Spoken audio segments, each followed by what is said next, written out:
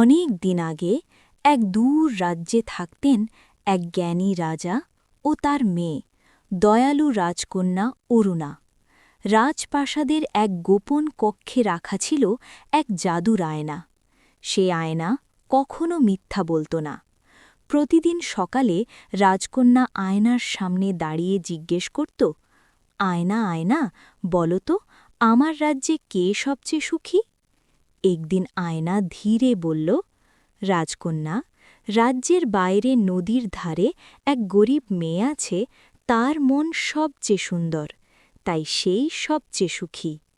রাজকন্যা অবাক হলেও রাগ করল না, বরং সে সাধারণ পোশাক পরে প্রাসাদ ছেড়ে নদীর ধারে গেল। সেখানে সে দেখল এক মেয়ে তার অসুস্থ মাকে সেবা করছে আর নিজের অল্প খাবার পথের ক্ষুধার্ত শিশুকে দিয়ে দিচ্ছে। রাজকন্যা মুগ্ধ হয়ে বলল, তুমি এত কষ্টের মধ্যেও হাসো কিভাবে? মেয়েটি হেসে বলল, অন্যকে ভালোবাসলে মন নিজেই হাসে। রাজকন্যা তাকে প্রাসাদে নিয়ে এলো, তাকে বোনের মতো স্থান দিল। কিন্তু কিছু হিংসুটে মন্ত্রী ফিসফিস করে বলল, গরিব মেয়েকে এত সম্মান দেওয়া ঠিক নয়। তারা ষড়যন্ত্র করে রাজকন্যার গহনা লুকিয়ে রেখে দোষ দিল সেই মেয়ের ওপর। রাজা রাগে ফেটে পড়লেন। ঠিক তখনই রাজকন্যা আয়নার সামনে দাঁড়াল।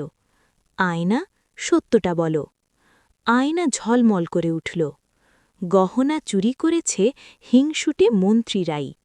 সবাই স্তব্ধ। মন্ত্রীরা লজ্জায় মাথা নিচু করল। রাজা তাদের শাস্তি দিলেন। রাজা বললেন, আজ আমি বুঝলাম সত্য আর ভালোবাসাই আসল জাদু। এরপর থেকে রাজকন্যা ও সেই মেয়ে একসাথে রাজ্য শাসন করতে লাগল। রাজ্যে আর কখনো হিংসা টিকতে পারল না।